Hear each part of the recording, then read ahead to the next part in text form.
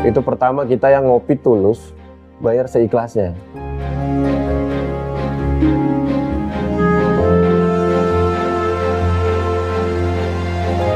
Mereka ngopi di sini tanpa mereka sadarin, itu mereka udah sumbangsi untuk Palestina.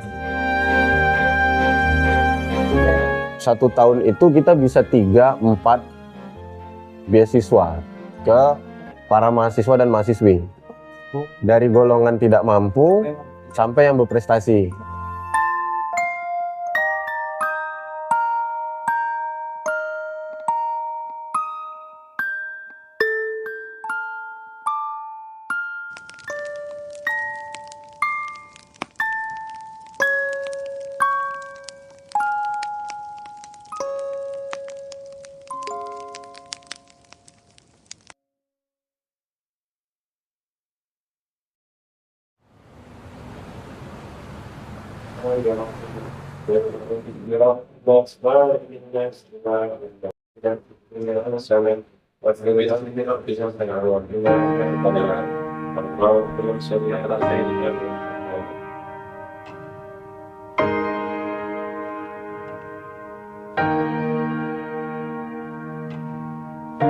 Perkenalkan nama saya Wira Nugraha Rangkuti.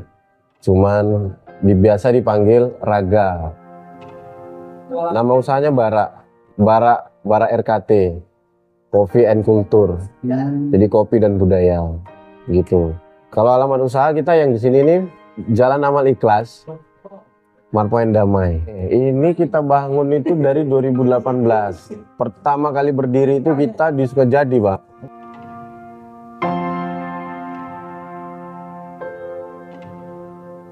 Ada beberapa motivasi buat aku buka usaha ini. Yang pertama, satu memang karena Allah Subhanahu wa Ta'ala. Terus yang kedua itu untuk Palestina. Dan yang jelas ada perusahaan-perusahaan yang mereka 20% tuh mensupport Israel dan seterusnya. Nah dari situlah aku pengen keluar. Kayaknya aku harus punya usaha kedai kopi ini yang untuk Palestina.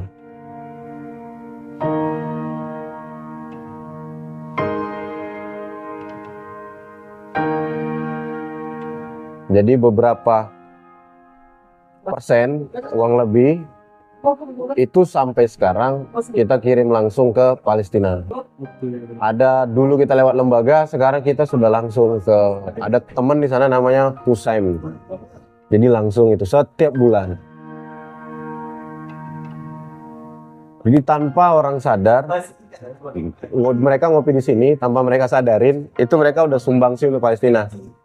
Karena aku bakal meninggal Bang ya, maksudnya kan ya dunia ini beginilah bentuk dunia gitu. Sementara aku meyakini bahwasanya akhirat aku jauh lebih indah gitu. Sementara jadi semua yang kulakukan untuk persiapan aku sebelum meninggal. Terus aku punya orang tuaku juga harus bisa aku bawa ke surga. Artinya ya aku harus menjadi anak yang soleh gitu, walaupun aku nggak tahu kayak gimana asli soleh itu, aku nggak tahu ya, aku taunya berbuat aja gitu.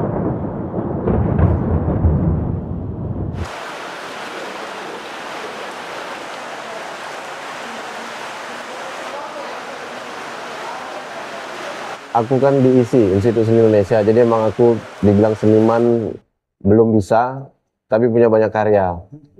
Aku merasa karya-karya lukis itu atau karya foto sepertinya ya begitu aja gitu, nikmatnya itu nikmat yang terbatas gitu loh Bang. Kita punya lukisan bagus itu yang beli atau yang menikmati rata-rata orang yang paham lukis.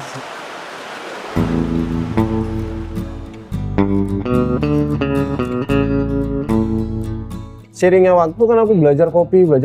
Oh ternyata kopi ini jauh lebih nyeni daripada soal rasa tadi gitu, bukan soal lukisan atau fotonya lagi, tapi lebih pada rasanya tadi Bang. Ternyata rasa menikmati di kuliner ini khususnya kopi buat aku pribadi lebih terasa lah, lebih terpacu daripada aku melukis atau motret.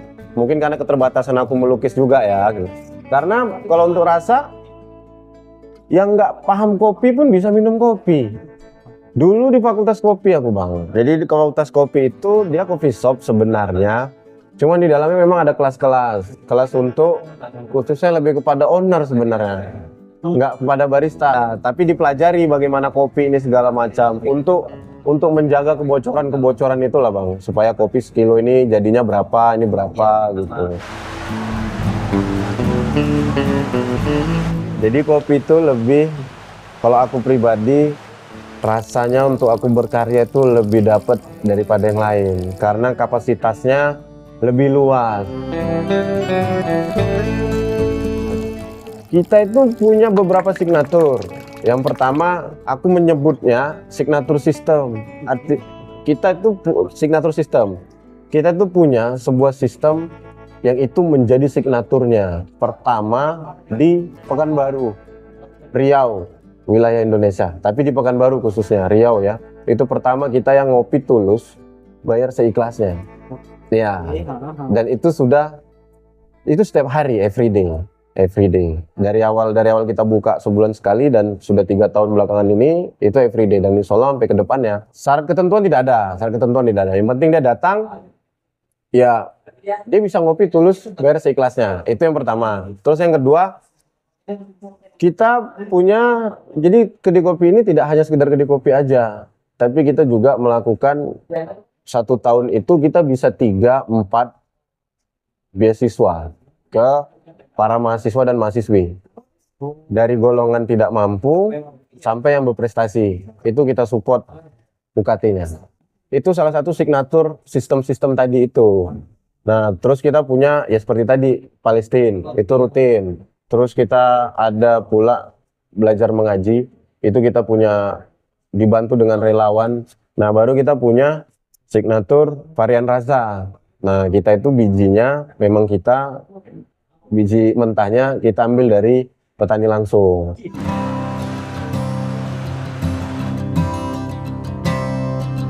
Sebenarnya kopi ini hampir semuanya unik. Tapi dia menjadi tidak unik saat semuanya bisa menikmati. Kalau kita bicara unik itu kan mesti yang beda di antara yang lain kan gitu kan. Iya kan? Kalau kita bicara uniknya gitu. Sebenarnya kopi ini tidak unik gitu. Karena semua orang bisa menikmati gitu. Nah, dia menjadi unik ya saat dia harus punya menjadi pembeda tadi itu Bang. Paling kita harus punya ide-ide baru gitu. Jadi bukan kopinya lagi yang menjadi unik, tapi sistem-sistemnya yang akan menjadi unik. Nah, kalau secara umum racikannya sebenarnya kan ada standar Coffee World dunia. Nah, kita kan rata-rata terpatok pada sana, pada standar itu. Akhirnya semua orang dengan standar itu dan mulailah mencari karakternya masing-masing. Jadi secara rasa pun semua sebenarnya punya karakter masing-masing. Kalau Pekanbaru peluang pasar itu hampir semua ya Bang. Gede ya? Gede. Mahasiswa ya, pekerja ya. Jadi kalau untuk meracik kopi itu, kalau ada tantangan sendiri ada. Pertama kita pemilihan bahan baku. Pemilihan bahan baku itu nggak semuanya sama kan, nggak semuanya juga berkualitas. Ada yang tampaknya berkualitas, tapi hasilnya pas-pasan.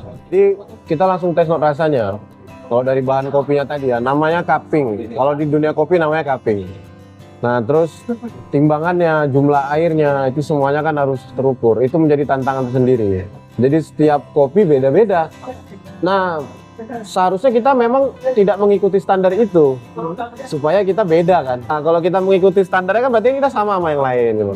Nah, karena kita mau cari yang beda tadi itulah menjadi tantangannya tadi. Jadi kita semua harus kita timbang. Bahan-bahan bakunya kita timbang, semuanya harus detail. Respon pelanggan, sejauh ini respon pelanggan alhamdulillah ya bagus Bang, positif baik. Tapi ada juga yang memang tentu adalah namanya kita jualan kan, ada juga yang dia kurang suka. Tapi bukan berarti dia tidak suka yang lain. Ada yang dia nanti nggak suka menu A, tapi dia suka menu B, menu C, menu D gitu. Jadi untuk sejauh ini responnya bagus Bang.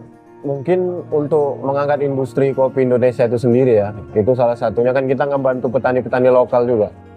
Nah itu satu hal yang bagus. Kalau harapan aku Bara dia menjadi kedai kopi yang berkualitas, terus menjadi kopi yang memotivasi banyak pengusaha lain, jadi kedai kopi lain juga untuk melakukan hal yang sama, artinya memperjuangkan Palestina atau masyarakat setempat.